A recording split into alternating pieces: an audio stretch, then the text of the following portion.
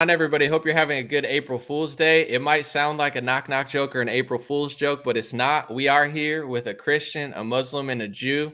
I had to run it back for my Dream Rare podcast. I have Nabil Aziz, marketing expert, Muslim legend, and we have Jewish entrepreneur, American icon, don't tase me, bro, extraordinaire, and also political commentator Andrew Meyer. Thanks for joining me, guys.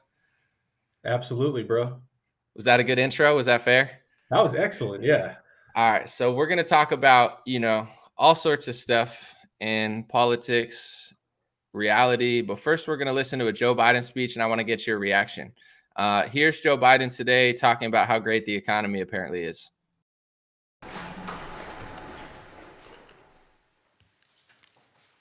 Good morning. Today, we learned that in March, our economy created 431,000 jobs. A nice sound to it. We also learned that in January and February, our economy created 100,000 more jobs than we previously had thought. That means that over the last 3 months, the economy has created more than 500,000, more than 500,000 jobs a month. Over the course of my presidency, our recovery has now created 7.9 million jobs. More jobs created over the first 14 months of any presidency in any term ever.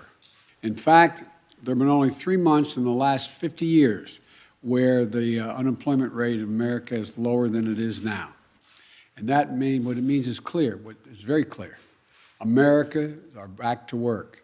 And that's good news for millions of families who have a little more breathing room and the dignity that comes from earning a paycheck, just the dignity of having a job. And more Americans get jobs as they do. It's going to help ease the supply pressures we've seen. And that's good news for fighting inflation.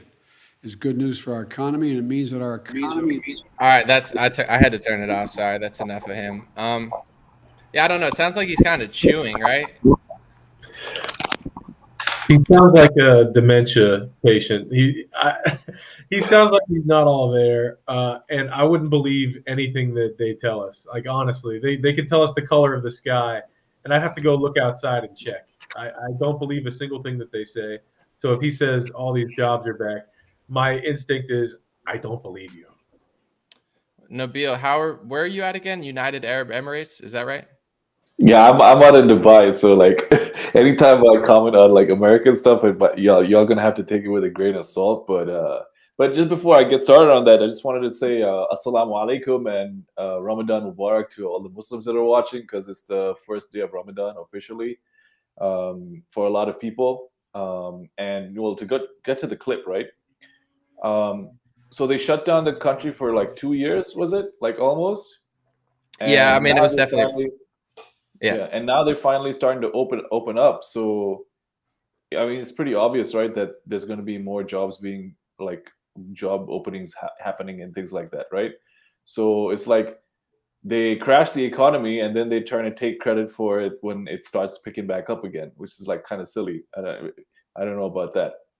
And the second thing is like all I keep hearing about is people like resigning and not wanting to go back to work. I don't know if that's old news, or if it keeps happening or something like that. But from what I'm hearing, there's a lot of people that they don't really want to go back to work, or they're resigning when corporations are telling people, hey, you got to come back to the office.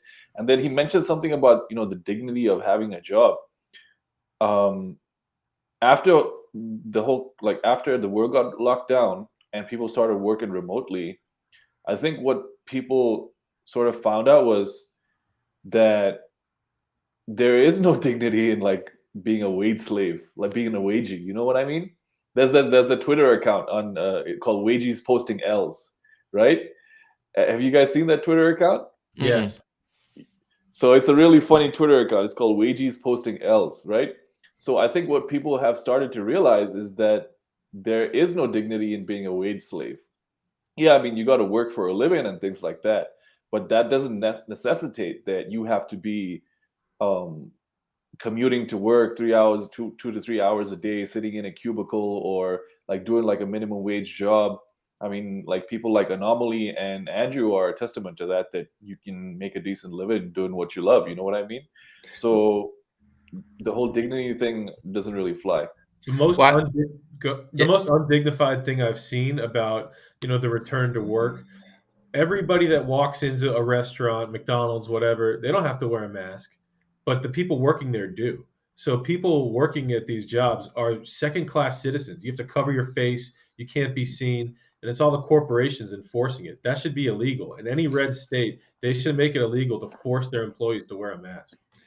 there's definitely in this country, it seems like people appreciate each other less. They, even at the job and stuff, their bosses are treating them poorly, like you said, the corporations. So there's definitely dignity in every position. Everybody needs to play their part in order for society to function. But I don't think people have that belief anymore. Like when I used to be, when I was growing up, they said, well, you have to stay at companies in order to get a better raise. Because if you jump around a lot, it makes you look like a crazy employee. No one's going to want to hire you. I never had a problem. Every time they asked me, why do you jump around so much? I said, they were paying me 15, they were paying me 20. They paid me 25.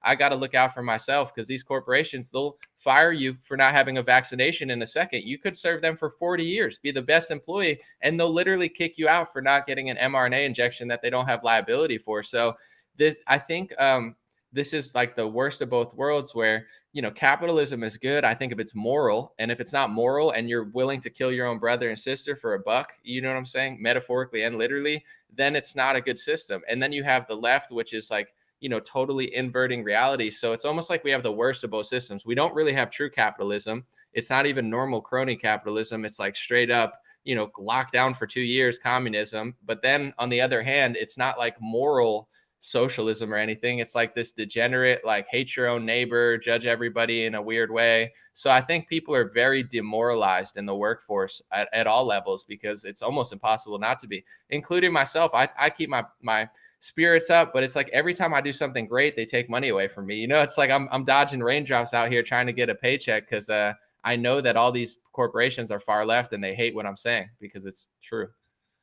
And you brought up a great point about the vacation, right? So Biden says dignity, right? So like, what dignity? I got to go back to work and I got to get jabbed up, boosted, and if I don't want to do that, then I got to get tested every single day. And apparently, there's like a quarantine area for in some corporations where like in the lunchroom you can't sit with the vacation people. You got to go sit in the corner like a leper or something like that. Right, So right. I don't know what dignity they're talking about. You know what I mean? You gotta learn how to tap dance, shuck and jive. Soft shoe, just to get a paycheck. What kind of dignity is that? Right. They're That's treating one of people the like reasons. garbage, right? Dehumanizing people, really. And that's one of the reasons why I'm completely unemployable now and I do my own thing. Right. But I always say, safe route. They used to say, this is the safe route, being a doctor, being a lawyer, all these sort of things. I mean, you make good money with both those professions still, but I will remember the shutdown when I was still able to make money on Facebook, and people in my family that told me that that wasn't safe, they weren't allowed to because the government wouldn't let them go to their work. So you're seeing this shift of reality where the safe route's no longer safe because these big corporations are just so vicious and wicked. You're almost better off taking the hard route and trying to do something for yourself because it's becoming unbearable. It's like Disney, we don't have to get into that right now. It's a whole nother thing, but like their propaganda is becoming so unbearable. It's like at a certain point you have to pull back and say, this is no longer worth it at all. Yeah, I like Star Wars or something, but we can't do that. I wanted to touch on the marijuana bill that's passing. I believe I already got demonetized on YouTube for putting marijuana in the title. We're not just a bunch of drug addicts here. This is actually like political talk. And I'm curious to hear Nabil and Andrew's take on marijuana, just not just religiously, spiritually, mentally, how you feel about it, but also if they're doing it true. So let me just read it real quick and then we'll go Nabil and then Andrew. So this is the bill. House is passing some sort of federal marijuana legalization. Some say it's not going to pass in the Senate. Others are talking about stocks going up. It seems like, it's catching on. And then Thomas Massey says the MORE Act is supposed to make marijuana more legal, but it also creates more marijuana crimes, more federal taxes, more government spending, more central planning. Why not just get the feds out of it? So we'll have a conversation about whether it's actually legit what they're doing. But first, I just want to get Nabil your take. What do you think about the legalization of marijuana and the use of it? Is it haram? Is it good? Is it bad? Is it helpful? Is it evil? What do you think? I'm kind of in two worlds about this, Andrew. First of all, like I mean, just from a religious standpoint, it's haram, like straight up. There are some like fringe Muslims that try to make an argument that you could, blaze up once in a while, that kind of thing. But just in generally speaking, it's haram just from a religious standpoint. And then there's the other angle, which, um, correct me if I'm wrong, from the how do you call it, the criminal aspect of it. This marijuana being illegal and all these laws around it has created a big problem for just ordinary Americans who aren't really criminals, who aren't really major narcotic traffickers, that kind of thing. It just causes a lot of problems for them. So I'm sort of in a bit of two worlds. On the one hand, it is haram. On the other hand, I just want a government to leave people alone. You know what What I are the mean? laws by you? Like, is it legal out there? Or is it illegal? No, it's illegal. But we How live in a. illegal? I mean, jail and deportation is the main thing. Something harder, you might get the chop. Oh, sheesh. What if you were born and raised there? So, like, I get it. Like, you got some degenerate from another country out there, chief, and you just send them back. But what if you're born and raised there? You know, your family's from there. Like, what's the penalty? It's jail. Yeah, it depends on what kind of trafficking, but it would be jail at the very minimum. What would they do Something the chop severe. for? Like pounds of it, and you're just like selling it to kids or something? Like, would that get you Would that get you axed? I'm not really too familiar with the exact laws, but I would think the quantity has a factor is involved, and I would think the type of narcotic um, ways, and how the sentencing is carried out. Okay, I want to get to Andrew, but I real quick, Nabil, I want to ask you. There was this big story out of Saudi Arabia, which you're not in, but I just want to get your take on it. Um, they were saying that they had the most executions that they ever had, and like, I mean, I would say people were crying in American media a little bit. It didn't get that much press, but I saw it. Like, you think it's a good system? Because it's also controversial here, where it's like the death penalty. You know, a lot of people think it's great, others think it's too harsh. Like, do you think it's a good system? Okay, so when we talk about the death penalty in Islam, you have to look at it from a metaphysical angle. People who are executed in capital punishment in Islam, they've usually committed some sort of crime. Okay, and that crime is a major sin. Okay, and they can either face the punishment in this life, or they can face the punishment in the next life. If Mm. they face the punishment in this life, that they're square with the house. They've paid their dues, and so they don't have to face God Almighty's punishment on the day of judgment. So in that sense, capital punishment is a mercy to the criminal. Wow, So that's how we look at capital punishment in Islam, interesting. and that's why the executioner, when you talk to them, there's a really cool interview on YouTube. Somebody interviewed a Saudi Arabian executioner. He has his sword on his counter and everything in his living room. Okay, and he says like, um, I make sure that my hand doesn't waver, and I make sure that the cut is clean, because it's an act of mercy. I don't want him to, like, I want it to be a very swift and clean kill. I don't want them to suffer when I execute them. So that's how we look at it from our In- perspective. Interesting, very interesting. Andrew, marijuana legalization and in general, what do you think? Yeah, it should be legal. I don't like the war on drugs any more than just about anybody else. It's had terrible effects, sending a ton of people to prison for pretty harmless stuff. So I don't like that. Also, you're enriching the Mexican drug cartels by making it illegal rather than American businesses. I personally think marijuana is pretty much for losers. No offense to anybody smoking weed, but if you're over 25 and you're smoking weed, you know, maybe you have glaucoma, or you need to have an appetite. Fine, if you have some real medicinal reason.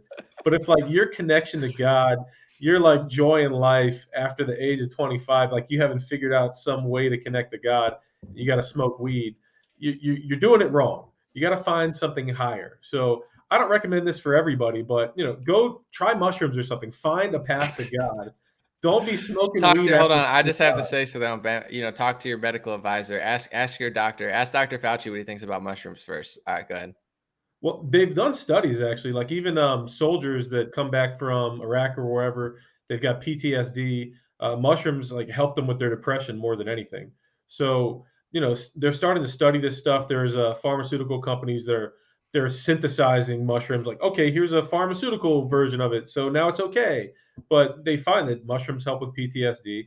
So I understand. I'm just saying in general, like I'm not a medical advisor or doctor, so we're just saying speak to one. But everyone's entitled to their opinion. I feel like that's the proper thing to say, because they're like fact check the COVID's not the flu, so it's just good to be safe. But I understand, and I'm not. Listen, I don't use mushrooms. I'm just saying. I get what you're saying. You're not a weed guy. I don't know, dude. There's got to be at least a dozen stoners in there that are high now watching, being like, "Oh, this Andrew guy thinks I'm a loser. I'll show him. I'm gonna create a business right now." No, I'm just. I hear you. I don't know what to tell people. I mean, it's a very low level. If you're smoking weed, it's a limited high that it takes you lower. Like you're. That's why you get burned out, and the term is burnout. You're burning yourself out with the weed. Yeah, I guess in the Christian faith, there are definitely a lot of people that don't like marijuana, and I think there's a lot of people that have come around that have liked it. My thoughts on the bill, I think first of all, it's fascinating that they always lie. Like they're like, we're gonna decriminalize it and it's gonna be amazing. And like Thomas Massey, who's like one of the few people I like semi respect his opinion. I do respect his opinion. He's just like, yeah, that's gonna send more people to jail, more taxes, more central planning. They always find a way to act like they're gonna help you and actually screw over both sides of the equation. So I don't trust the bill since Thomas Massey doesn't, but I got to look into it. Marijuana is interesting where I think that, it's like with like coffee. Okay, you drink coffee. There's something there. Some people don't drink it at all. I think that's probably better. I drink it a lot. I like it. In this world, you have certain things like alcohol, right? I don't really drink a lot at all. It's an enhancer. Some people do it too much. Some people do it casually and know how to, balance it. So I think everything's about a balance. But with, marijuana, I always ask myself this question where it's like, I believe that drugs are mostly unnecessary and they're not good to abuse and many are not good to do at all. But then it's like it does make you think in a different way where if you do too much, you could be paranoid, you could be a mess, you could lose your mind. But you could also kind of like, unlock something that you never thought of anymore. Like you said, there's other ways to do it. But, that's when I think about myself because everything in this life comes at a cost. I think if you could level up naturally, it's always the play. But I do think that there are certain plants that are put there to open certain keys in certain people's heads. And maybe that's not true, but I definitely think there are pros and cons to that. I saw some people in the comments, some people were saying some funny stuff, but yeah, that's my thought on it. But I think that bill is definitely probably disingenuous at this point. I'm going to go on to the next topic. Let's see. So Jen Psaki, the White House press secretary, is in advanced talks to join MSNBC after she leaves the Biden administration. So I guess she's on her way out. I guess we'll start with Andrew. We'll go backwards. What do you think about her leaving? She's going from one branch of the government to another branch. If she goes from the White House to MSNBC or The View, these are Operation Mockingbird operations in the corporate media. These people are controlled by the government anyway. So yeah, she's moving from one branch of the government to another. And good luck, Jen. Have a good time. Nabil, do you see her on TV or internet a lot, like from other people? I mean, I see clips of her posted on Twitter. I tend not to watch because just something about her face just rubs me the wrong way, and just the way she talks, it's just very off-putting to me. So I try to ignore it, as I don't like messing up my vibe over a female. You know what I mean? Right. She does have a very dark vibe. Like I say when she gets up to the stage, and it has nothing to do with the way she looks, because I find that like redheads can be very light and pleasant. You know what I'm saying? Like just the vibe of like the light hair as the dark hair. But like when she gets up there, I feel almost like as if the room gets darker, the tint gets darker. Her vibe is really off. And a lot of people think that's like a hippie thing, like a vibe, but it's like when AOC talks, I always say she seems very uncomfortable. Like I feel calm right now. I'm in my element. I feel like she's always like tweaking, where like I hear you. I can't even watch it for like 2 minutes because it starts to affect my energy just seeing how psychotic they are. That's interesting because I always thought that whenever whatever I've seen of AOC, like sometimes she like goes off like she goes on like a weird thing, but I've always found her very personable when I've watched her. Maybe that's just an act, but for whatever I've seen of her, she always comes across much more human than Jen Psaki does. And the other thing was that I love redheads in general. It's just this one redhead that puts me off. Yeah. I guess I'm gonna get some comments. I'm gonna bring them up, but I do want to ask Nabil just about like polygamy. What do you think about polygamy? Sometimes I see your tweets, and I love your unabashedness. I love when you start beefing with the left wingers and say something wild because one, it's usually true, and also it's just funny to see people get unhinged about basic stuff. But what's your thoughts about just women in general, the relationship, mentally, spiritually? Yeah, I mean, if you ask any man on the planet and you go up to him and say, "Here, here's this woman. She's gonna marry you. She's gonna be completely loyal, and she won't leave you if you have other women." Every man is gonna say yes. Um, I would say that by nature, men are more inclined to have multiple women as romantic partners. And what Islam does is it came to limit, because back in the day, the dudes who had multiple women, they would have hundreds. You know what I mean? Genghis Khan, Right. those kinds of people, right? They would have 10, 12. There was no upper limit. Like, so when those guys take all the women for themselves, like there's nothing left for the other dudes, right? So what Islam did was it came to put an upper limit on that. So the max is 4. All right. And you gotta have the means to be able to look after them. It's a marriage, right? They're not side pieces. Like, you don't have one wife and 3 other side pieces, or like 4 girlfriends. It's a marriage, and all that entails. And when you think about what a marriage is, and you take it seriously, you take that responsibility seriously as a man, most men would say that it would be difficult to be married to more than one wife. There are a lot of guys who are very successful and they do it, but usually the majority of the people that try it are falling short in some way or the other. um, and so what really happens is that you get this bastardized version of something that is permissible in Islam, and then it ends up not working out, and people get divorced, and bad things happen. But in general, polygamy is all good. And when I say polygamy, I mean polygyny. One man, multiple wives. Not the opposite, polyandry, which is a woman, multiple husbands or boyfriends, which is becoming more and more common in your countries. Andrew, what do you think? I put up some stuff. Someone said I can't handle 1. Someone said why stop at 4. There's some pretty funny comments. I'm gonna get my take on it, but Andrew, I want to hear what do you think about that? 4 wives, 1 man. I mean, Jacob had 4 wives, so that sounds biblical. The only thing I've heard is that sometimes there can be feuds between the children. I don't know if that's true. That's what I've heard. I haven't investigated the matter that deeply. And someone had a funny comment. They said, "You must have a favorite." Do you know? Do your friends with multiple wives, or I don't know if you have multiple wives? Do they have favorites? Do the children fight? That's the only thing I could think that could be issues with it. There's always going to be a favorite wife, but the legal aspect of it is that you should treat every single one fairly. A man can't control like who his heart inclines to, right? So he's gonna have a favorite wife over the other 4, right? The Prophet Muhammad himself, peace be upon him, he had a favorite wife. People would ask him, "Hey, who's your O Prophet, who's your favorite wife, or who's your favorite person?" and he would say Aisha, which is one of his wives, and without even blinking, without even thinking twice. But he didn't let that favoritism affect how he treats his other wives. So each wife has their rights, and they got to get their rights.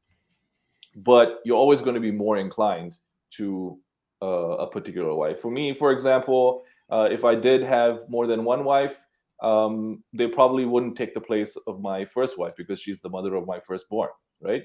And she's been with me the longest, and she was with me when I wasn't as successful as I am now. So it doesn't matter who's going to come into the picture, even if she's like a 22-year-old or a 20-year-old, she's probably not going to take the place in my heart as my first wife. I'm putting a lot of the comments as you're speaking on the screen just to give some other people their takes. Anything you guys say, I'm getting both sides of the argument.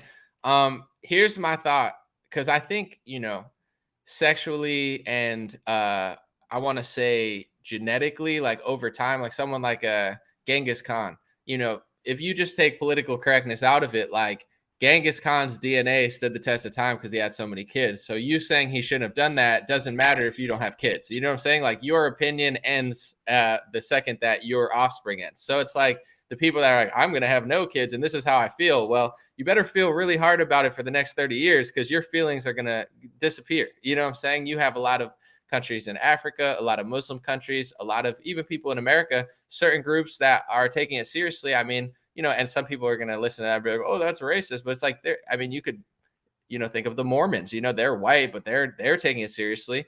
Muslims take it seriously in a lot of countries. Some Africans have a lot of kids and, some white cultures do. And then there's a lot of like liberals that are like, I'm going to have no kids. And you're like, all right, but your opinion's going to stop mattering in 40 years when your bloodline stops. So on that level, it's like, I think there's a lot to it. To balance that, a lot of Christians, most Christians, I would say, if not all, they believe in one wife. Except I don't know what the Mormons are doing. I'm not well versed enough into like their offshoot of what they're doing with that. But balancing that many women where it's like, just dealing with one woman sometimes. Sorry, women, we love you here. I'm saying God bless you. God made you the way you are. But dealing with one woman could be tough sometimes. And sometimes dealing with a man could be tough. Two, it becomes nightmarish. 3 or 4. So you definitely have to be on your alpha. You definitely both have to have a, godly understanding of where everybody falls. But could you see that becoming a problem, Nabil? Like 4 wives, they all know that you like the one more, and then they start to get jealous and they start plotting. You know what I'm saying? Saying, man, I wish I was the number 1 wife. I know I'm number 4, and that's never going to be enough for me. Yeah, so you wouldn't sort of rub it in their faces, right? So you have to be mindful of their feelings as well. So it wouldn't be something like I would never express to my other wives that my paramour, my first wife, is my favorite. That I would never say that to the other wives. I would say that to her to make her feel better about me having other wives. But I would never express that to make the other wives feel jealous because you have to take their feelings into consideration as well. There's already going to be jealousy of them having to share, my time and my resources and things like that. You don't want to, pour gas on the fire. Yeah, but there's still the human nature of, even if you try to balance it properly, because, people are flawed and, some people stray further from God, further from themselves. And in general, it's just a tough thing for some people to grasp, So even if you play it perfect, I guess it would be choice and how, submissive they are, because, you can only control there's, I know there's certain women that you run into and you're just like, yeah, they're not the one. And like, they could be very dramatic and, you get tied in by a mistake to the wrong wife. It could get. There's one other thing I wanted to say on this subject, because a lot of guys in the comments were saying 1 is way too much, and a lot of men have problems, dealing with one woman, like having one woman listen to them or like handle them. And for them, I would say 2 things. One, there's a great book called The Garden of Peace by Shalom Arush. The Garden of Peace has helped many men that their marriages were falling apart. They read the book and they understood their relationship with their wife and their relationship with God in a much more profound way. And they were able to take tips from the book, implement them quickly, and save their marriage, fix their marriage. So I recommend that book, The Garden of Peace. And two, you're going to like this anomaly especially.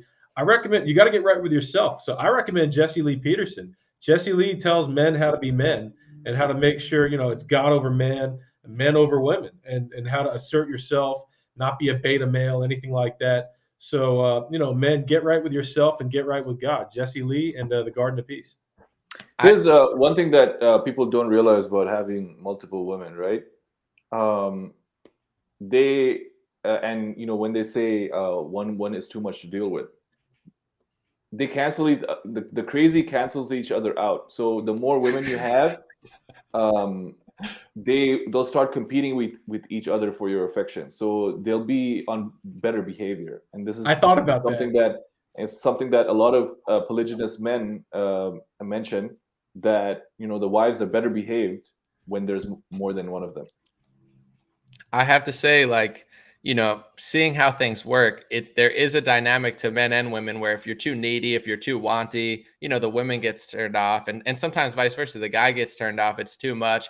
And it does seem to be that like competition, gets people riled up. They like a good chase. I'm not saying you got to like play fake games, but it is true. I've noticed that with women as well. And I think a lot of men have, if they're being honest, where there's something about having to work for it versus just getting it handed. And then that guy's texts you 1,000 times a day. It's nice once you've gotten that relationship and you're there, but in the process of earning it, I think there's definitely psychology. A lot of people teach that. So I think in America, at least, as somebody that believes in marriage, and I think it's important and it's falling away in this country, you do notice that a lot of the women are just totally dominating their man, where I'm sure this is going to rub some women the wrong way. Some are going to love this and agree. Some are going to disagree. I mean, if you post something, I'll put it up there. I'm trying to get all perspectives, but I just find that a lot of women in America just dominate their dude, completely take over. And it becomes this unhealthy relationship because it's like, they're just stuck together, but there's no sense of like,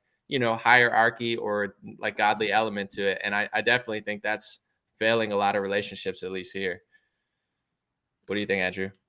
That's facts.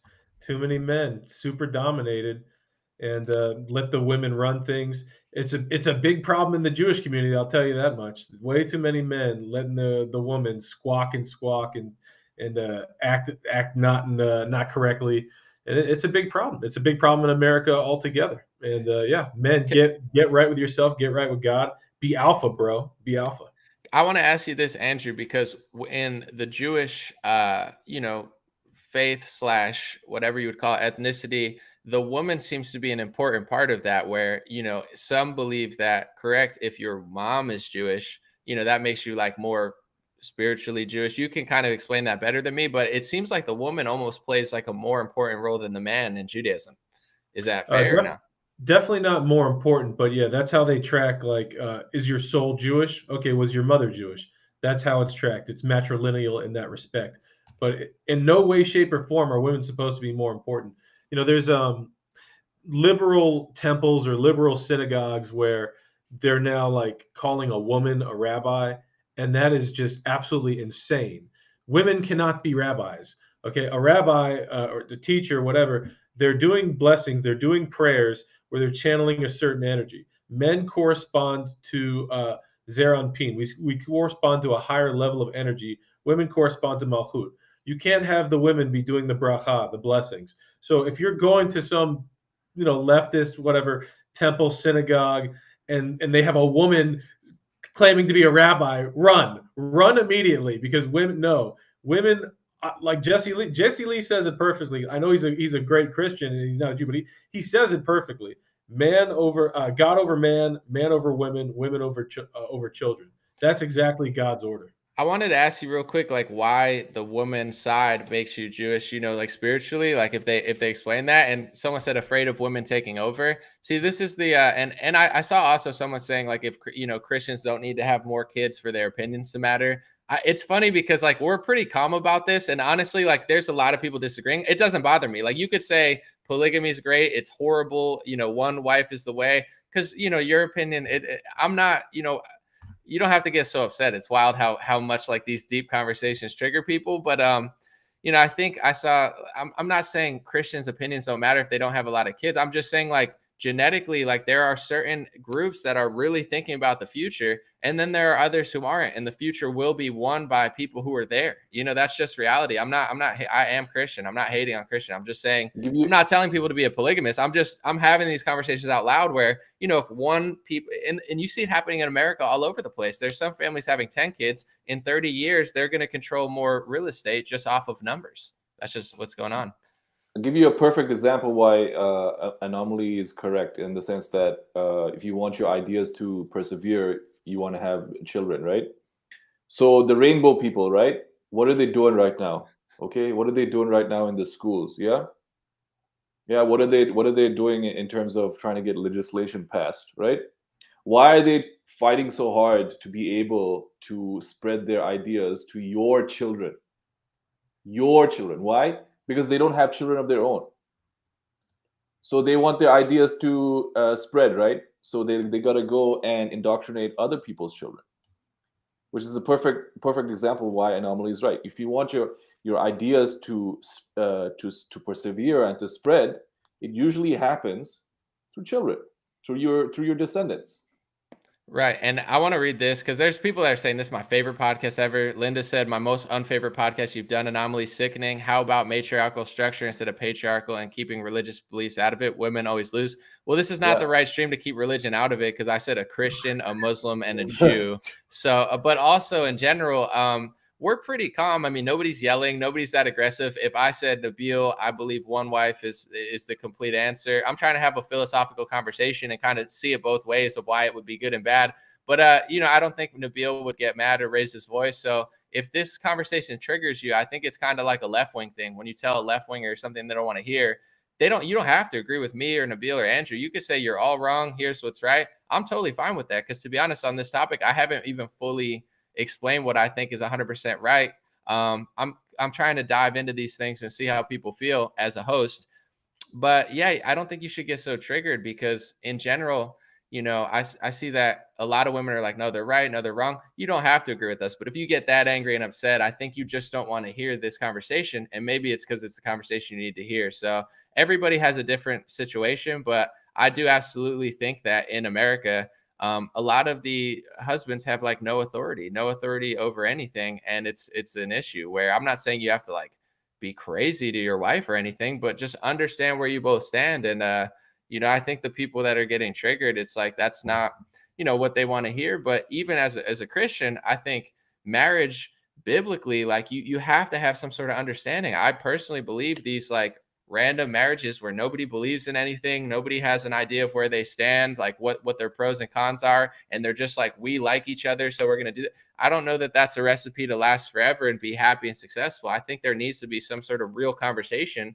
It's almost like how the left does the transgender sports sort of things. They don't even want to talk about it, right? To me, it's the same sort of thing with the relationship. We're not saying women are horrible. We love women. We appreciate them. They birth children. They are creative, do all sorts of stuff. We're not saying that you can't do things. It's just like in general, if you can't even have a conversation about this, it's like talking to a liberal about transgender sports. Like you don't want to talk about roles and where people stand as different genders. That's kind of crazy to me. The lady says, why not matriarchal structures, right? I'm sure they tried that in history, but they just didn't survive.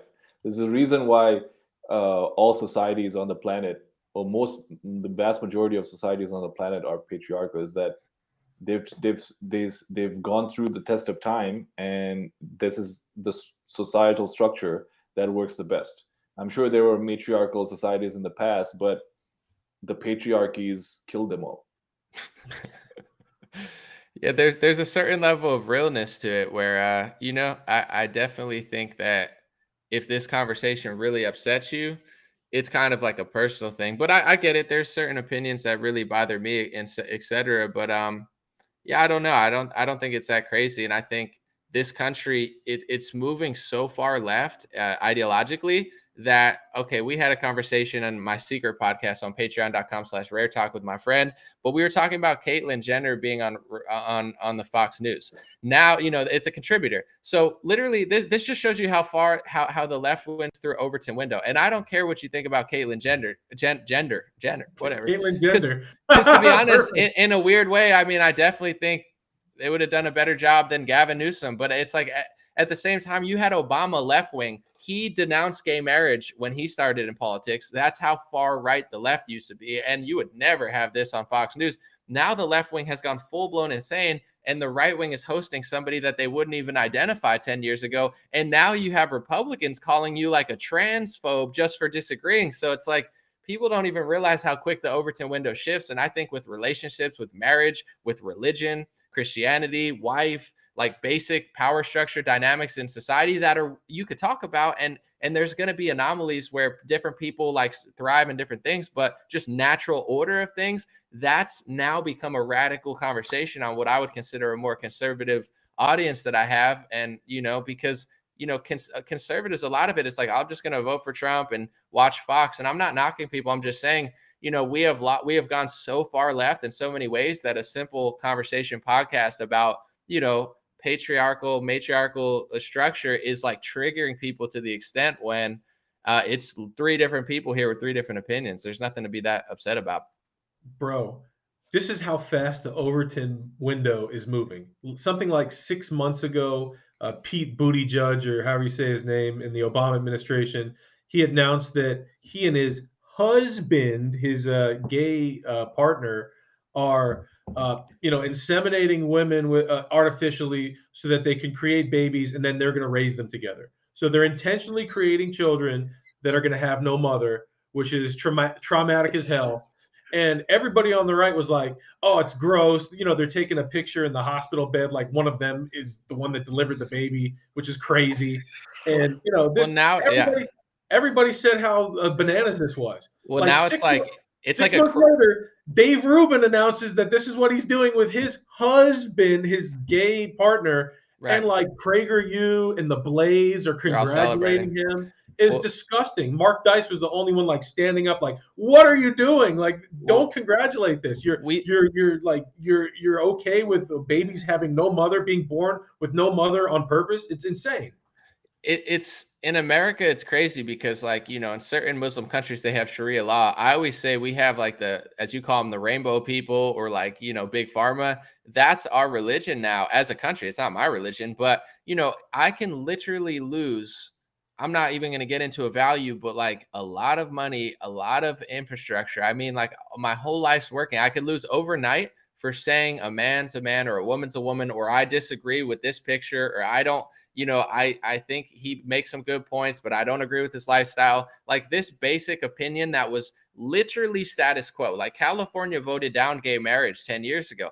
And in this country, I think you should be allowed to speak and have an opinion, but this idea that you're not even allowed to say what used to be known as like fact or basic common sense or a popular opinion, it's like we have hate speech laws in this country. Instead of like protecting our Lord and Savior, we're protecting Dr. Fauci, Pfizer, rainbow flags, and Pete Buttigieg's marriage choices. And it's like that's the craziest part to me, because even now I always say what I want to say, but like I do live, it would be equivalent to me being a certain person in a Muslim country. Like I could lie to myself and act like I'm in a free country, but it's like, really, there are certain boundaries and rules. I can't just go smoking weed in Dubai. They might throw me in jail. So that's the country I live in. I'm not scared to talk about this stuff, but I don't pretend that I live in a free country. I live in a country where these people are running the show, and I'm behind a Sharia law, except what I would consider, to be fair to other people, I respect them more than here, because at least there's a higher purpose involved. Like the liberals, to me, it's like the lowest form of degenerate, speech laws.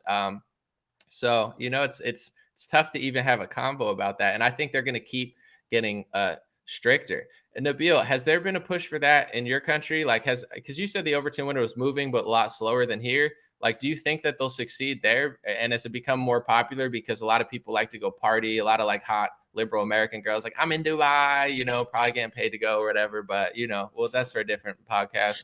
Do you see the Overton window shifting out there, or is it like pretty clear where it's like, nah, we don't want to play that? Well, I mean, the Muslim world is typically, like, from what I've seen, like 5 to 10 years behind what's going on in the West.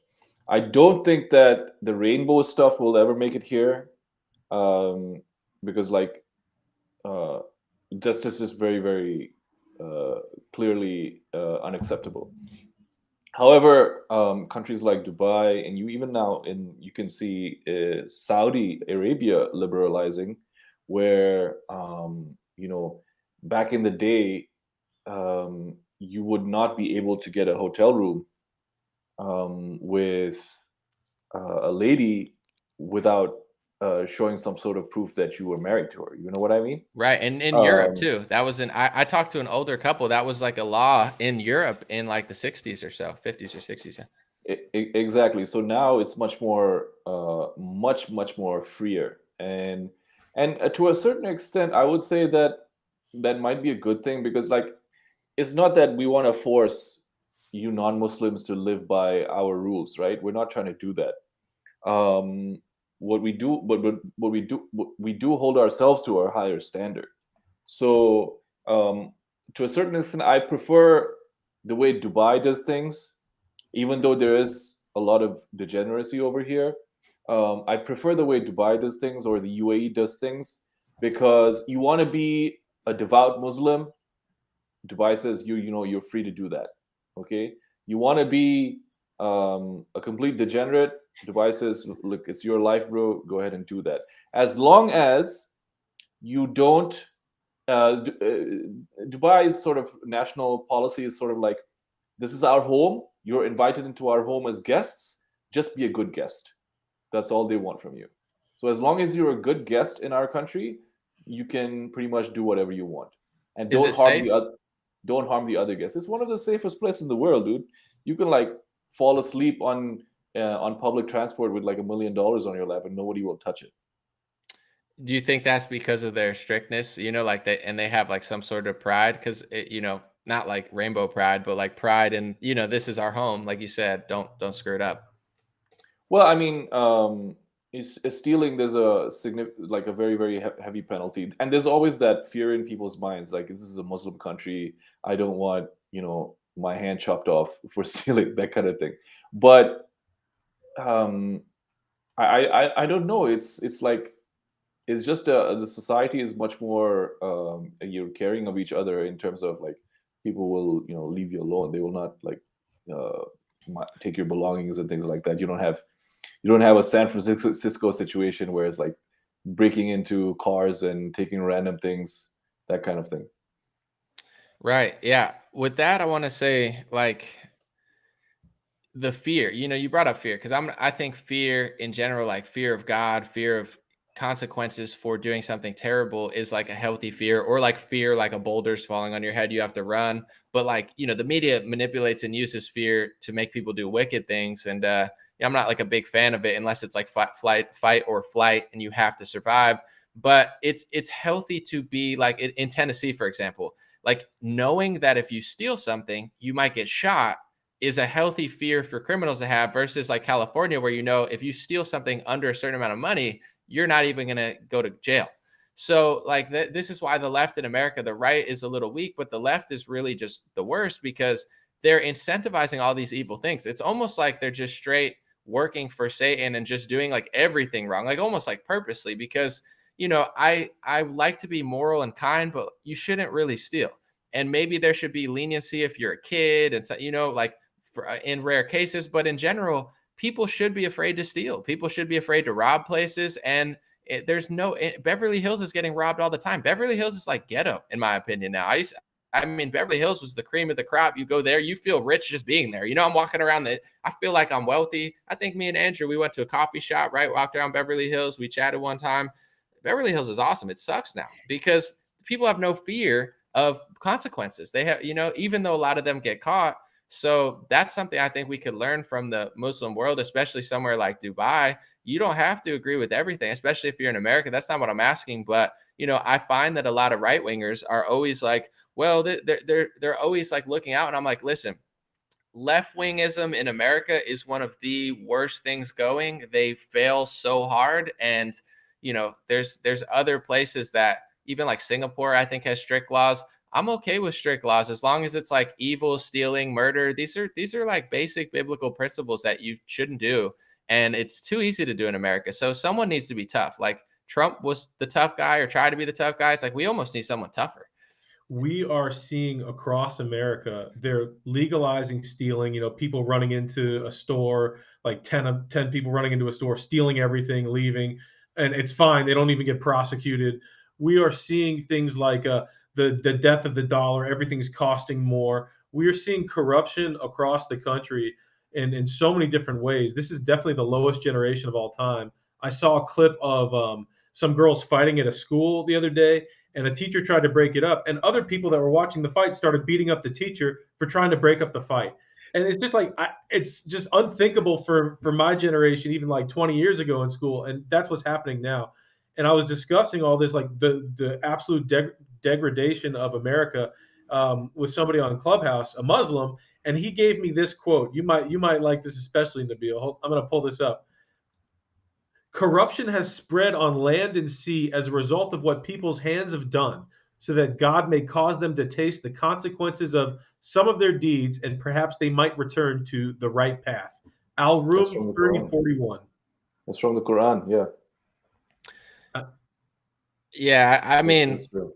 I know on Fox News, especially from like the Patriot Act and like the Iraq War, there was a lot of like anti-Islam, I would say propaganda in the media, where I'm not telling Christians and conservatives, like, if you're not Muslim, I'm not telling you that you have to do this right now, but people don't realize they turned you against somebody that actually was like pushing the degeneracy off. And I feel like that's why the wicked media is so angry at Christians and Islam, because they are, like putting their foot in the ground in their countries and being like, yo, you guys got to chill out a little bit. And they don't want to chill out. So I think that, although Islam is not America, and they can maybe learn from some of our, like you said, Dubai kind of picked up a little liberalism, not enough to ruin it, but enough to make it like chiller. And you appreciate that. To me, the Republican Party is the liberal party. Like, they're, in my opinion, too liberal. The left wing is like authoritarian, psychotic, degenerate, evil, child. Like, they're literally insane to me. So I hope that the right realizes, like,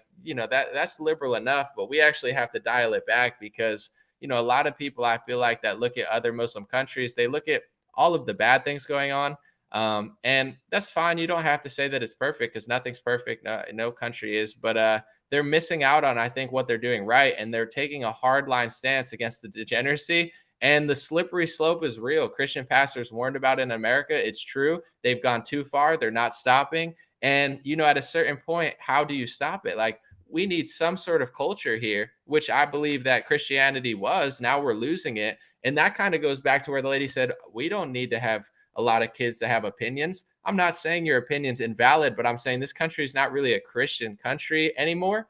There's Christians in it, but they're being oppressed. I mean, the media hates you, the government hates you, society hates you. That we've lost this country culturally, and it is sort of a numbers game, where if you think that kids don't matter, and I'm not blaming people, I need to speak who I want to be. I'm just saying, like, this is what's going on. So 40 years down the road, your numbers are shrinking, other numbers are going to rise, and eventually your opinion's going to mean less and less in the voting booth and in reality. So I think I'm not being mean about it or saying your opinion doesn't matter. I'm just saying be aware what's going on, because Christians in America are not being tough enough. Republicans in America are not being tough enough. And I'm not saying this like I'm a tough guy. It's just not going to work. It's literally not going to work until we return order and, kind of get the energy of what you're seeing in other countries, where they just say, like, we're not doing this. And it's definitely a way to keep a city cleaner. Like LA and New York are a mess. If they did what they did in Dubai and New York and LA, they could probably clean it up in 2 weeks. It's really not that hard. You just need like basic principles. Yeah. So I guess anything on your mind, I'm gonna read some super chats or some regular chats and stuff. But any questions or yeah. Somebody said you should have brought Bryson on. So I'll say something that he might have said, which I was thinking while you were talking this. America has to be a Christian nation again. America has to return to Jesus. America has to return to God.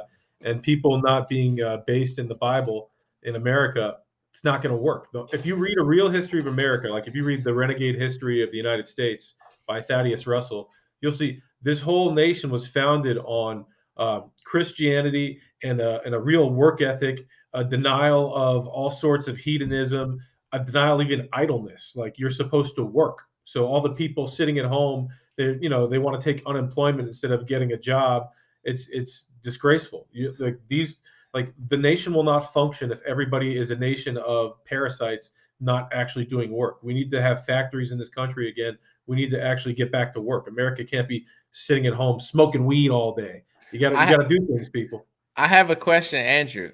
As somebody who is Jewish, I like you because I feel like you're completely not politically correct. You know what I'm saying? You don't cry victim all the time, and like you have really tough conversations, probably conversations that it's not even worth to have because some people are never going to give you a fair shake. But in general, you never shy away from that, and that's why I respect you because you go into the lion's den and you're willing to talk about anything.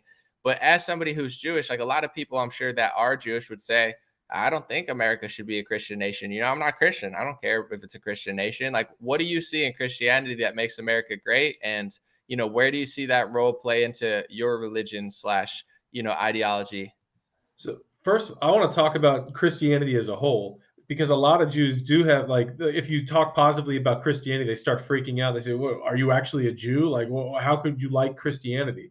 Like, yeah, I'm a Jew. I know way more about Judaism than you. Keter Chochma Bina Hesed Gevurah Tiferet Netzach Hod Yesod Malchut. I bet you don't know what that means. Bro, you can't be saying that about me, bro. You can't talk about me like that, dude. Not on my own. I'm just kidding. I have no idea what you said, dude. But Jews always like they were like, you're not. What did you like, say? Did you cast a hex on Nabil, bro? No, We might have to say a prayer. I said the names of the 10 sefirot, the 10 dimensions, the 10 upper worlds. That's like if you read the Zohar, you'll read these. The Zohar is literally the Holy Grail. The Zohar is the deepest study of the Torah. So if you study Zohar, you study Kabbalah, you'll learn these names. But most liberal Jews have no idea what I just said, and I'm speaking in Hebrew. They have no idea what this is. So yeah, I am a Jew, and when I praise Christianity, it's not because I'm secretly a Christian. Not a Christian. I am a Jew. But if you look at the history of the world, incest, cannibalism, human sacrifice, these things were wiped off the face of the earth pretty much because of Christianity. When Hernan Cortez got to Mexico, he found the Aztecs, they're sacrificing 100,000 people to whatever pagan deity or whatever demon that they're sacrificing them to. And the Christians ended these things. Monotheism conquered the world because it's a true connection to the one God. There's only one God. And Jews, Christians, and Muslims have that connection. And that's why every nation on earth got dominated by the people that believe in one God. And even you could put people like to point to China now. China is, in a sense, a vassal state to the globalists. They've run that place for a long, long time. And even the globalists, evil, they believe in Satan. They descend from people that believe in one God. One God has conquered this world because that's where the energy is. There's divine energy from belief in one God, not belief in elephant God or whatever pagan things. Do you think that that's an unpopular belief in Judaism and among non-religious, just ethnic Jewish people? Like, do you think that's unpopular what you just said? I spend some time on Clubhouse lately debating people, and yeah, it's very unpopular. Jews, a lot of Jews don't like if you praise Christianity. They seem to have a better time with Islam for whatever reason, but they don't. A lot of Jews don't like if you praise Christianity. I think it's because of the they've been taught at such a young age, like a lot of things. Oh, Jesus isn't real, or it says this in the Talmud about Jesus, which is a corruption. And you could go to the Kabbalist Moshe ben David that talks about that they've perverted the Talmud, even talking bad about Jesus. That Jesus was absolutely meant to bring light to the other nations, and if you deny that, then you're denying the light of God in yourself. So I don't know why Jews freak out about Jesus. Obviously, Christianity has been huge for the world and huge for America. America is a shining light to the world because it is still the strongest Christian nation that's left in this earth. And if America wants to revive, it's gotta return to Jesus. Well, we appreciate you, Andrew. I guess my other question is, there's definitely, like, when it comes to Muslim, you have Shia, Sunni. There's different sects, and Christianity. It's not like Islam and Christianity have it all figured out. There's definitely different ideologies and conversations. But I do feel like Judaism is the most confusing religion because it's like it kind of doubles as an ethnic group and a religion where some people are ethnically Jewish, and it gets confusing because the average person will yell at you, say it's just a religion, it's not an ethnicity. It's like, no, go to somebody who's Ashkenazi and go check their DNA test. It is also a race as well, but the average person has no idea. So I guess my question would be like, why is it so confusing? And when it comes to, like, although there's instability in Islam and Christianity, there's a lot of debates going on. I feel like Judaism is like the one religion you almost never, like, you got the Talmud, you got the Zohar, you got the Torah, you got Ben Shapiro. No, I'm just kidding. But you got Adam Sandler just making classics. But no, jokes aside, it seems to be almost the most confusing to where no one understands it. Is it by design, or is it just like, is that just what it is, where it's like you guys are just kind of... It's a result of false teachers. So there is a leader of the generation every single time, but the Jews have a trouble finding him because a lot of people, they want, like Ben Shapiro is a great example, not of a religious leader, but someone that wants to set himself up as a leader in society. And what is he providing? Ben Shapiro is not providing truth in politics. He told people that Trump, if he was elected, would put liberal justices on the Supreme Court. Obviously, that was completely false. I don't have like to say real quick, because I'm very critical of Ben. I think he's done a good job in the last year, like standing up against the mandates, and even with Daily Wire. I mean, I don't know where they're going to go, but it does seem like he's one of the few people in America that is like putting money up to combat the left. I don't know if that's going to go in the right direction, but I think he's turned it around in the last year or two for me. Or maybe that's Jeremy Boring. I don't know. I think he is the allowed opposition, and he knows how to be popular, but I would never trust him with anything. So anybody watching this that's a Ben Shapiro fan, just remember he tried to cancel Alex Jones, Mike Cernovich, Ron Paul. He put them on a list of people that he was equating with white supremacists because he wants to cancel his competition. That was a crazy list. That was a crazy list. He was saying like these are far right, fringe, and it was like a lot of people who were not. Yeah, that was crazy. There's a lot going on with that guy, and but outside of Ben, yeah, we won't. I'm not going to blame Ben because that would be anti-Semitic. I can't blame him for all of Jewish history. No, but my point is there's a lot of rabbis that they put themselves up. They said, "I am the greatest. I am the one that you should listen to," and they're doing so out of their ego, or they're doing so out of their desire for power, or whatever. My teachers were beat up in Israel for sharing the Zohar. The Zohar is literally the Holy Grail. This is a tiny copy of it, of one volume of Pinchas. I don't know, Nabil. You think it's the Holy Grail? You think that's you think he's got the Holy Grail in his hands? when you say Holy Grail, what do you mean? I'm not familiar. You have to educate me, brother. I mean, literally, if you go into the Catholic Encyclopedia and you look up what the Holy Grail is, and you do some research, you find out it's a book. And if you do more research, you find out it's that book. And the entire legend of King Arthur and the Knights of the Round Table, it's a gematria code encoding Rav Shimon, the author of the Zohar, and the Idra Rabbah, the holy men that were with him, that were there when this information was received. So when I say it's the Holy Grail, literally look up where the Holy Grail legend came from. It came from these parts of Europe at this time, exactly when the Zohar was excavated in Jerusalem and brought to Spain by the Knights Templar in like 1270, and then they started studying it, and then the Renaissance happened. So like, real quick, Andrew, okay, because I was like, like Muslims, right? The Quran, the Christians, the Bible, Jewish, you got the Zohar, the Talmud, the Torah. It's, you know what I'm saying? I know you love the Zohar. I know you really mean it. This not you, but it's like, it just seems like everybody's like they're all over the place. Where it's like, bro, pick one book. You guys. Yo, I would call out anomaly as well. Like which version of the Bible, bro? Like there's like 50 different Bibles, like 50 different versions of the Bible. Yeah, right? No, it's a good point. I guess. I mean, they're all very similar though. It's just different words, and like I guess the ancient texts are just harder to read in present text. So I think a lot of it gets, in my opinion. I would try to find the oldest one, but then these words become very tricky because they've not been used for hundreds of years. So you have like, setting up with a sentence where it's just like extremely hard to interpret. So I think that's a very valid question. I think that a lot too, where, the newer, easier to read versions, how much of the original message has been lost in that? For example, in Hawaiian culture, they have like aloha means I love, hi, goodbye, I love you, whatever. It means like 3 different things. It's one word. And there's other cultures that do deep stuff like that Americans don't do, where these words mean different things. I'm interested in that as well, where how much of that has been lost in translation to make it more consumable for, people that don't speak the original like dialect of it. So it's fair. Well, that's interesting because so with the Quran, right? It's the original book that was revealed to Muhammad 1430 plus years ago.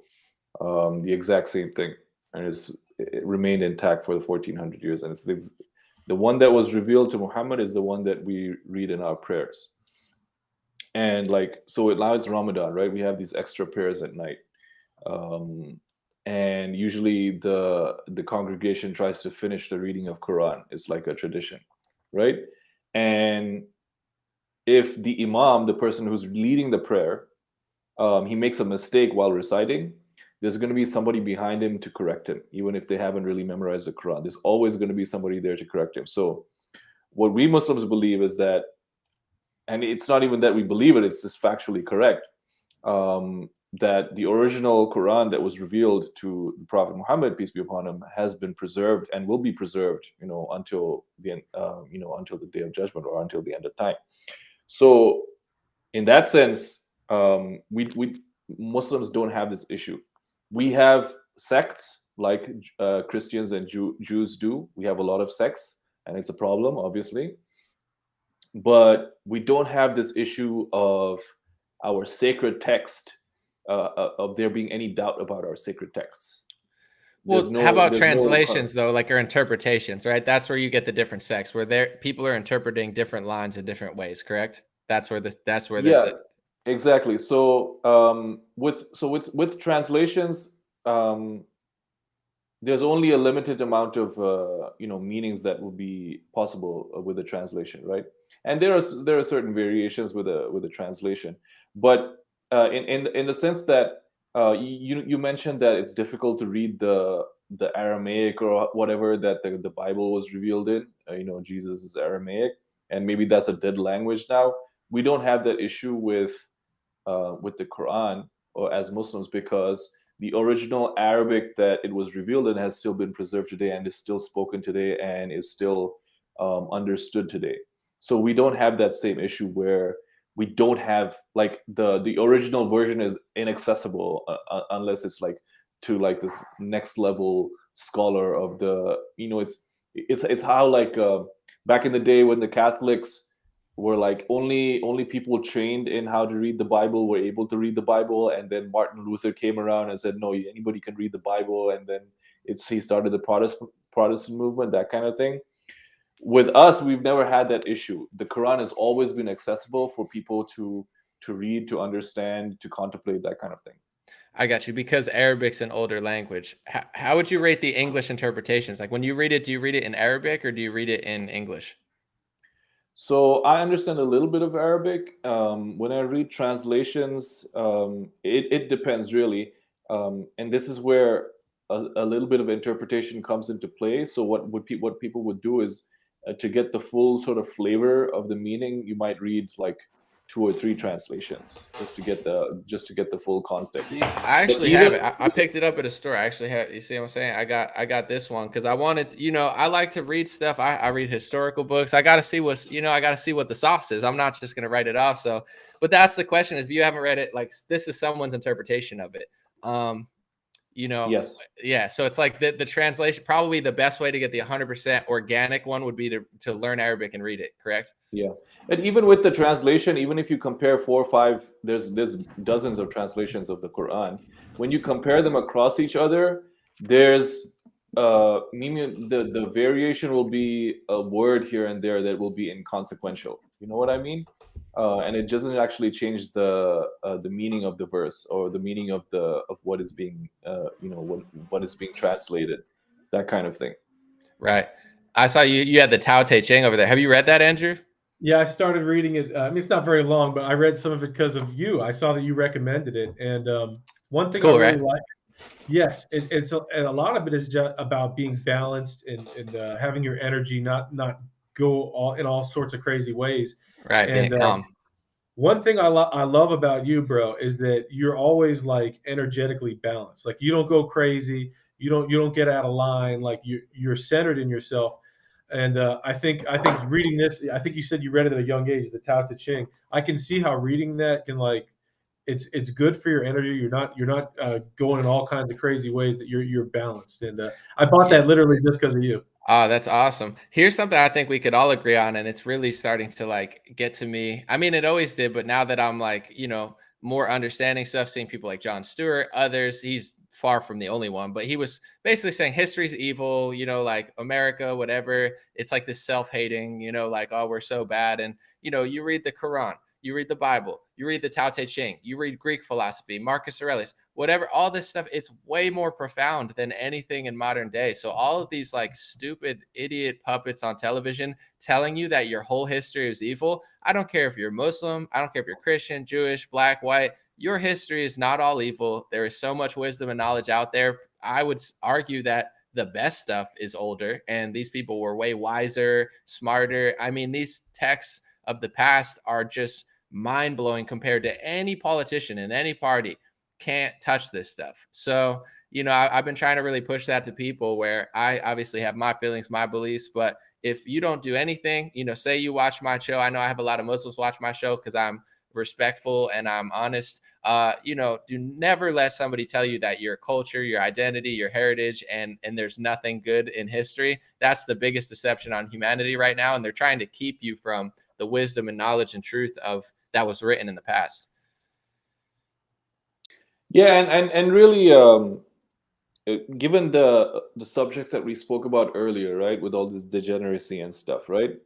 I think it's really important now, especially today in the current year, for like the people of God to come together and present like a united front, because really we're not. It's like, yeah, we have our own squabbles, like Muslims versus Jews, Muslims versus Christians, Jews versus Christians, but that kind of stuff pales in comparison to the degeneracy that we're facing, right? So we have bigger fish to fry at the end of the day.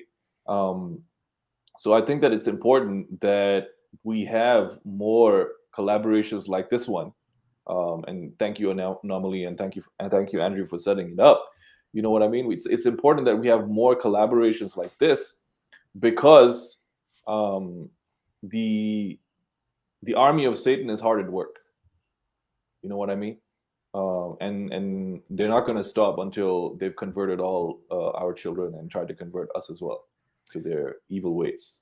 Do you think the media, because I'm starting to think like, okay, when it comes to the entire Muslim world, the Middle East, Russia, China, I always speak about Russia and China. I think our media hates Russia and China, not because they're perfect and amazing. I think China's system is godless and it's going to fail, but because they're a nation state. They actually like their own nation and they don't want to be dictated by foreign nations.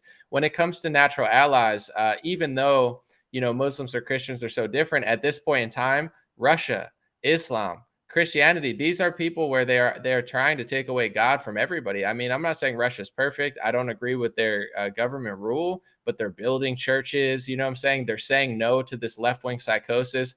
I mean, I have a hard time believing that that's not part of the reason. They got Christians in America to hate Islam in the Middle East, where no one was really thinking about it as much. I mean, it was always a thing. There's always going to be competition over religion. Of course, it's history. But like in the recent years, you look at a lot of right wingers are starting to realize in Islam and some of these areas, they're like based. You hear that all the time because they're saying like they're putting their foot down.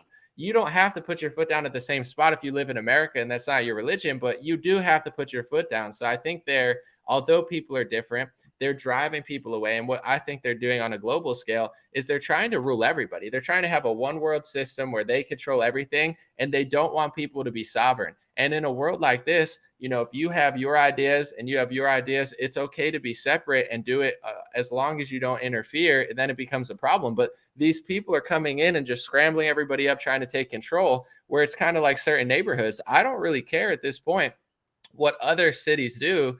Just don't come into my city, and don't ruin where I'm at. And then you could screw it up, but they can't stop screwing everybody else's stuff up. So I think that's, I think the media is driving people away and definitely targeting every religion, every country, every place that they know, whether it's Gaddafi, Bashir al-Assad, Putin, Trump, they're not flawless individuals, but they are people that believe in nation states, believe in their own sovereignty, and in many cases believe in God, over, I guess, like Fauci. That's exactly right. Yeah. Any last words? I'll get everybody in. And then thank you guys for joining me. I appreciate your time. And that was a Christian, a Muslim, and a Jew. It's with a title like that, somebody's going to get triggered, but it wasn't even, I don't even know if it was our religious debate more as our our talk about women and relationships that really got the women going. But I do this sometimes. I just ask a question. This is a psychological thing I figured out. I ask a question on Twitter. I don't even say my opinion. I just say, here's my question.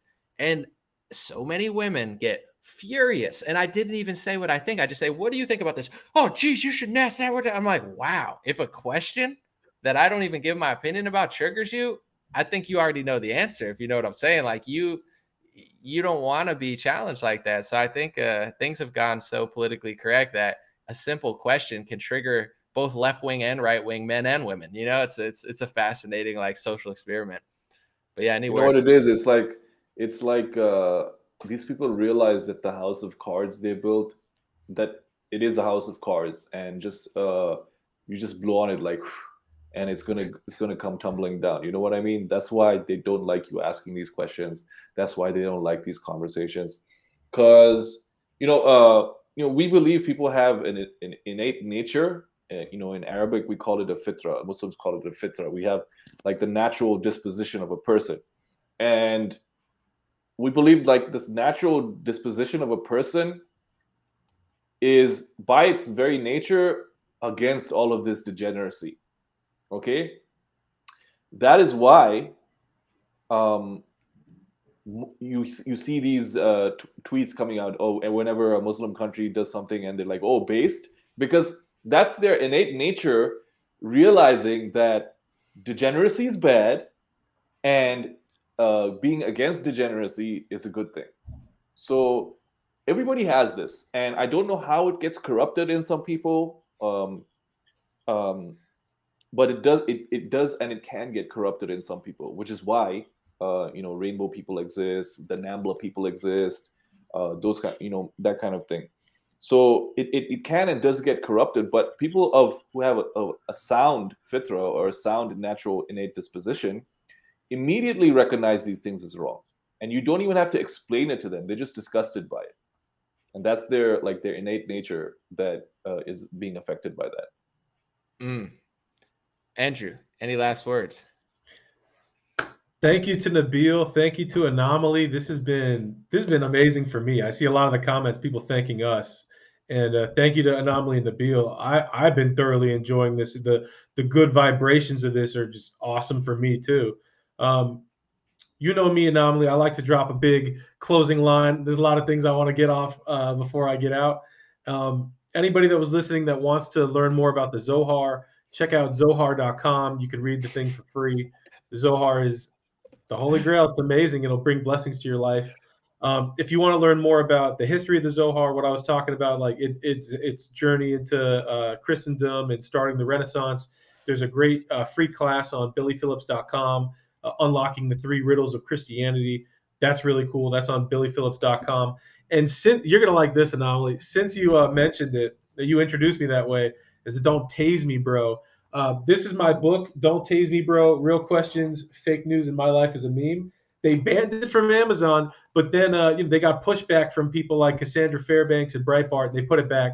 So you can get the book on Amazon. I made like $5, but this copy, I'm sending it to Jesse Ventura. I've been talking to him on Clubhouse. This copy, I'm sending it to Jesse Ventura, who I suspect is someone that you would like, Anomaly, because he's a matrix breaker. He's not like right or left. I used to like him. He was very cringe on Theo Vaughn's podcast, bro. He was like in his old age. Yeah, it was beyond cringe. He's like Noam Chomsky, where he's just like a shell of himself. But hopefully he can return. He's lost it a lot, but I still respect him for what he brought to the table in his heyday, because he was an anti-war voice. For sure. No, he's worth it talking to for sure, and getting a conversation out of. I guess I'll just end on this. My last note is, I was talking to them before, and I say this sometimes, but, regardless of your race or your religion, I always find that the worst people from every race, religion, gender are always like the cringiest, and they're always like using their entire group as a shield when no one likes them. And like, it's like, you suck. Like there's millions of people from your ethnicity that everyone loves, just not you. So it's like the best way to really put on and be a steward, I think, for whatever group that you represent, religion, etc., is just to be like a good person, cool, nice, impressive, be great at something, even if it's just great at something simple, be a great friend, be a great whatever it is, whatever job you do, be a joy in someone's life, or an honest, tough truth, a blunt truth that people need to hear. So, that's really it. I think, I appreciate everybody for listening. And I think what made this debate so palatable is we're all, I would say more right leaning, to be quite fair, where we're not like total NPCs, but we're definitely not like left wing, crybabies about everything. And you see how peaceful and calm and, interesting it could be when you weed. I'm not saying to weed it out completely, but those type of people do so much damage. They just cry the most, they lie the most, they cause the biggest scene. And it doesn't need to be that way. Not on earth, and definitely not in this country. So God bless you all. Appreciate you, and have a beautiful day. That's Nabil Aziz. It's Nabeel space Azeez. Is that correct? Yes, correct. Man, I knew better than you. It took you longer to figure out than me. And then Andrew Meyer, Andrew space Meyer. And this is on the Dream Rare podcast. This is going to be available to the public on Spotify, Apple, whatever podcast service you have. I guarantee I'm probably on it, but not completely guaranteed, because there's probably not one I'm not. And I don't want, maybe you could sue me then and be like, Anomaly lied to me. He damaged my whole life. But Dream Rare podcast, go find it, check it out, listen to it, 100% free. That's what it is, folks. Appreciate y'all. Have a good day. Assalamu